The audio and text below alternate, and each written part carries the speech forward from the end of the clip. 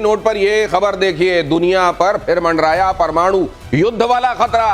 Khamenei के वरिष्ठ सलाहकार ने पुतिन से की मुलाकात, दोनों के बीच परमाणु कार्यक्रम को लेकर चर्चा हुई। आपको मालूम है रशिया ने पहले तो ये कह दिया था कि अगर परमाणु हथियार चाहिए तो रशिया देने पर विचार कर सकता है। इधर आप जानते हैं खामनेई ने इस बार कमर कस ली है कि अब तो परमाणु हथियार बनकर ही रहेगा, और ट्रंप कह रहे हैं अगर परमाणु कार्यक्रम आगे बढ़ाया तो हमला फिर से होगा। नॉर्थ कोरिया ने कह दिया अगर हमला करोगे तो सीधे इजराइल पर इस बार हम मिसाइल फोड़ेंगे। इधर क्या होने वाला है ये, और क्या ये धीरे धीरे ये पूरे ईरान, फिर उसके बाद पाकिस्तान और कहीं इंडिया, ये क्या हर किसी को जद पे कोई भी एक मोर्चा बढ़ गया अगर मेजर गौरव आर्य, तो वो दूसरों को भी चपेट में ले लेगा क्या?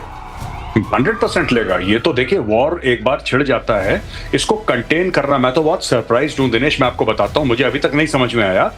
बहुत ऊपर वाले की कृपा है कि रशिया यूक्रेन का जो वॉर है ये अभी फैला नहीं इतना, सिर्फ यूक्रेन और रशिया के बीच में, ये बाहर कहीं गया नहीं अभी तक। वरना 3 साल से यूरोप के बीचों बीच, ईस्टर्न यूरोप ही तो है यूक्रेन, इट्स ईस्टर्न यूरोप, और यहाँ पे वॉर नहीं फैला। This is a miracle and it should be like that. जो ये बाकी बात कर रहे हैं ये लोग कि हम ये बम मार देंगे, अगर भगवान ना करे इसका 10% भी हो जाता है, 10% भी हो जाता है, न्यूक्लियर वेपन्स नहीं भी यूज होते, तब भी ये आग इतनी भड़केगी, फिर शायद इसको जिसको कहते हैं कि संभालना बहुत मुश्किल हो जाएगा दिनेश।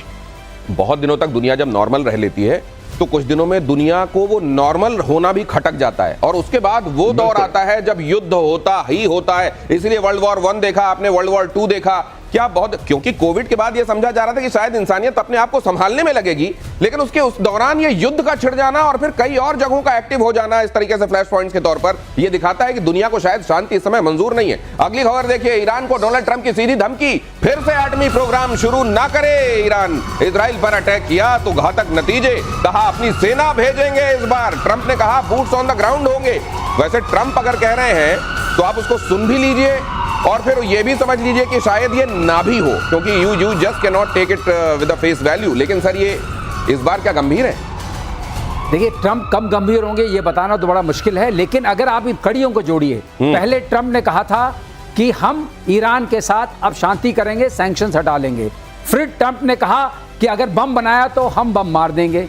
फिर उन्होंने 50 दिन की मोहलत पुतिन को दी। पुतिन ने बीच में बोला था मोहलत देने से पहले कि मैं परमाणु बम नहीं दूंगा ईरान को, लेकिन जैसे ही मोहलत दी पुतिन ने बोला मैं अब उनके साथ परमाणु बम का संबंध करूंगा। तो ये सारा चक्र जो है वो ये है कि ट्रंप क्या बोल रहे हैं, पुतिन क्या बोल रहे हैं, ईरान में उस सब का इंपैक्ट पड़ रहा है। ये पुतिन और ट्रंप के बीच की जो रस्साकसी चल रही है उसका इंपैक्ट है। और जहां तक सवाल है, मुझे नहीं लगता, अब जैसे गौरव ने बिल्कुल सही बोला, इसका 10% भी नहीं होना चाहिए, नहीं तो इसे संभाले नहीं संभलेगा। और ट्रंप खुद कह रहे थे जब ज़ेलेंस्की से बात कर रहे थे व्हाइट हाउस में कि तुम वर्ल्ड वॉर 3 शुरू करा दोगे। अब कौन शुरू करा रहा है?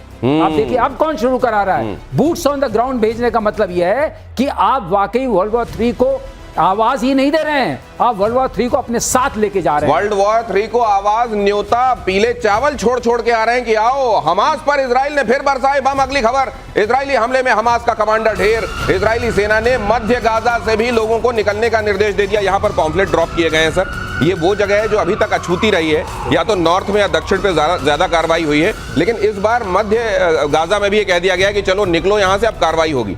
देखिए ये 20 लाख लोग जो हैं ये गाजा में, उनमें से करीब करीब हर लोग एक बार कम से कम अपने घर से विस्थापित हो चुके हैं जी। ये वहां रह रहे हैं जहां पर वो टेंट में रह रहे हैं, जहां पर कि शायद हमारे बंधक जो बीच बच गए हैं, जो बंधक इजराइल के, इनके मौजूद होने की संभावना है, इसलिए यहां पर ये अटैक नहीं हुआ। हालांकि उनको डर ये भी लग रहा है कि जो इजराइल के बंधक हैं वो भी शायद वहीं रखे गए, इसलिए उनको डर है कि वो भी न मारे जाएं। इसलिए भी वहां के लोग नागरिक काफी संवेदनशील हो गए इस मामले में। उन्हें कहा जा रहा है कि वो मेडिटेरियन कोस्ट की तरफ, जो एक सेफ कोस्ट पे जगह है, वहां जाके शिफ्ट करें, और वहां ये चाहते हैं कि वहां अटैक हो। अब देखिए ये तो अभी तो कल उन्होंने ये जो लोग ट्रक के पास खड़े थे अपने सामान लेने के लिए, ह्यूमैनिटेरियन रिलीफ ऑपरेशंस जो चल रही थी, उसको भी मार दिया उन्होंने 50 लोगों को। कई जगह गोलीबारी कर रखी है, कई जगह से देखिए उसके लिए ब्रिटेन, फ्रांस, कई लोग इसकी निंदा भी कर रहे हैं कि इजराइल लगातार इस तरह से मारे जा रहा है लोगों को। अमेरिका भी, आप जानते हैं कि अमेरिका भी कभी कभी परेशान हो जाता है नेतन्याहू की कुछ एक्शन से, कई जगह विरोधाभास हम देखते हैं इस मामले में।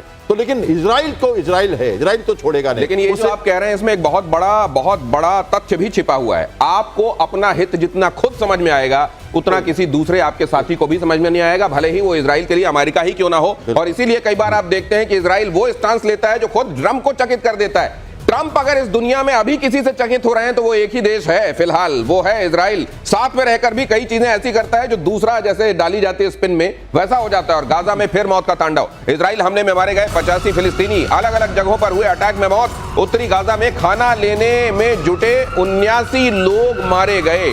जहां से आतंकवाद को पनपाया जाएगा, पाला पोसा जाएगा और अटैक किया जाएगा किसी सभ्य देश पर, उसका क्या हाल होना चाहिए, इजराइल ये बात दिखा रहा है। बिल्कुल सही। देखो, इन्होंने जो अटैक इस बार का किया है वो खान यूनिस पर किया है, जहां वो जाते हैं। खान यूनिस बहुत इंपॉर्टेंट जगह है और आपको याद होगा यूरोपियन हॉस्पिटल पे जब बम डाला था, खान यूनिस से तो दईफ आता था सर। हाँ, वहीं पर जो बम डाला था वहां पर सिनवार वगैरह की मौत। बिल्कुल, सिनवार वहीं का है। तो इनको ये पता है, जैसे कैप्टन शाम ने भी बोला कि उनको ये पता है कि इसी जगह पर शायद हमारे जो हॉस्टेजेस हैं वो हो सकते हैं और इसी जगह को घेरा हुआ है। और ये सोचना कि हॉस्पिटल के नीचे नहीं होगा, मस्जिद के नीचे तो नहीं आप ये होगा। कह रहे हैं कि हॉस्टेजेस की जान की कीमत भी अगर चुकानी है यहाँ सफाई के लिए तो वो देगा इजराइल। इजराइल का हमेशा से रुख ये रहा है कि उन्होंने कभी भी हार नहीं मानी है, देश को कभी भी होस्टेज पे नहीं रहने दिया है, अपने लोगों की जीवन के लिए या मृत्यु के लिए। उन्होंने कहा हम सब जब तक हैं देश को जिंदा रखना हमारी जरूरत है। और इसी आप देखिएगा किसी भी होस्टेज सिचुएशन यहाँ पर ही कभी भी ये एक बड़ी बात है मेजर गौरव, ये कंधार वाला जो कांड हुआ, हमारा एक एयरलाइन जो है अपहरण करके ले जाया गया और आतंकवादी छुड़ा लिए गए थे, जो क्या इस तरह इजराइल का ये अप्रोच एक तरीके से लेसन भी है क्या बाकी देशों के लिए? नहीं, बिल्कुल। ये ले गए थे बहुत पहले 80s में, ईदी अमीन युगांडा में था, वो ले गया था। एनटीबी करके एक एयरपोर्ट था, वहां पे ले गया था। तो इजरायलीज ने इजराइल से हवाई जहाज अपने रवाना करे एनटीबी में, जो कि युगांडा में है, युगांडा के अंदर अटैक करके वापस लेकर आए थे लोग। आपने IC-814 की बात करी, कंधार हाईजैक की, तो ये तो ले गए थे इजरायली। देखिए, जो अभी मार्शल श्रीवास्तव सर ने जो बात बोली, बहुत बढ़िया बात बोली। देखिए, इजराइल का एक ये मैटर, ऐसा नहीं कि वो अपने लोगों को मरने देगा इजराइल, लेकिन इजराइल जो होस्टेजेस हैं, अगर उनकी जान गई है, उनकी इतनी भारी कीमत वो देता भी है कीमत। वैसे एक बार एक इजरायली फौजी को उन्होंने किडनैप कर लिया था हमास वालों ने। जब इजराइल ने फ्री करा तो उसके एवज में 1000 से ऊपर लोग छोड़े थे उसने, जो उसकी जेलों में थे। तो एक इजरायली एक तरफ और 1000 फिलिस्तीनी एक तरफ, ऐसा इजरायली मान। तो अगर आप वो छोड़ सकता है एक के बदले 1000 को, तो एक बात ध्यान रखना, एक के बदले वो 1000 को मार भी सकता है। ये इजराइल की पॉलिसी है। ये बहुत बड़ी बात, और ये डिफाइनिंग हो जाता है आने वाले दिनों के लिए। कोई देश किसी तरीके की सिचुएशन में कैसे रिएक्ट करेगा, ये घटनाएं बता देती हैं। जैसे ऑपरेशन सिंदूर के बाद हमने एक न्यू नॉर्मल सेट किया, और पाकिस्तानी सेना पर बलूच आर्मी का एक बड़ा अटैक, ये भी देखिए। BLA के धमाके में मारा गया पाकिस्तानी मेजर, वाहन को निशाना बनाकर प्लांट की गई थी ID क्वेटा में। BLA ने असीम मुनीर के ऑफिसर को मारा। आए दिन ये खबरें आ रही हैं कैप्टन श्याम। कितनी और देर आप देख रहे हैं कि बलूचिस्तान वाकई अपनी आजादी का झंडा फहरा देगा और पाकिस्तान खड़े खड़े देखता रहेगा?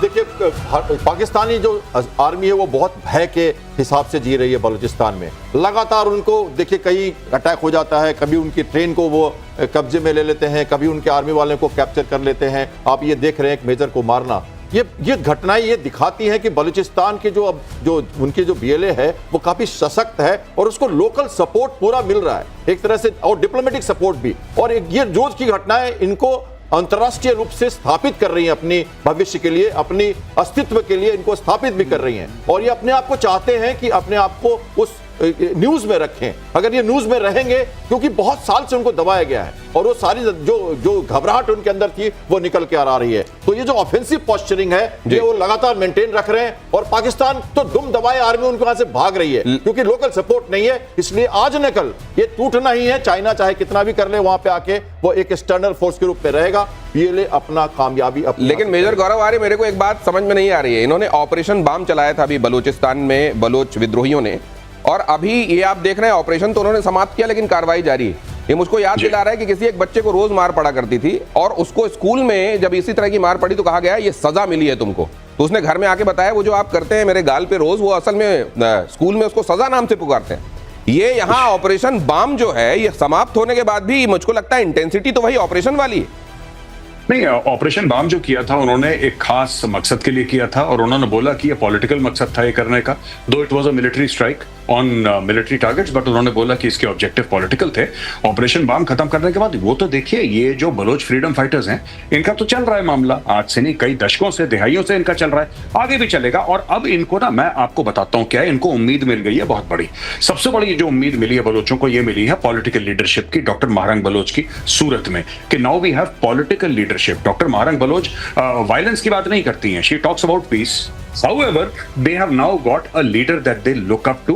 तो अब ये रुकेगा नहीं, ये मामला अब आप देखिएगा। और मैं बात कर रहा हूं जुलाई के महीने की, अगस्त की और सितंबर की। आप देख लीजिएगा, जुलाई, अगस्त, सितंबर, ये तकरीबन आप समझ लीजिए करीब 75 दिन है बाकी, 75-70 दिन, 70 डेज मैक्सिमम। आप देखना इन 70 डेज में बांग्लादेश, ये माफ कीजिएगा, आपके बलूचिस्तान में क्या तांडव होता है, आप देख लेना। और एक और चीज मैं आपको बता दूं कि जो खैबर पख्तूनख्वा की फोर्सेस हैं, जिसमें खास तौर से आपके तहरीक तालिबान पाकिस्तान है, इनका तालमेल बलोच लिबरेशन आर्मी के साथ ये आपको दिख जाएगा। आप सितंबर एंड तक देखिए क्या होता है आपके सामने। आज मैंने बोल दिया आपकी शो पे, देख लेना। ये बहुत बड़ा प्रेडिक्शन एक तरीके से समझ लीजिए। ये डॉट्स कनेक्ट करने के बाद एक्सपर्ट्स यहां जो बोलते हैं वो आपको होता हुआ दिखाई दे रहा है। अगले 75 दिन बलूचिस्तान के लिए बड़े डिफाइनिंग होंगे, पाकिस्तान के लिए बड़े निर्णायक होंगे, और आसमान में बड़ी हिंदुस्तान की ताकत भारत पहुंचे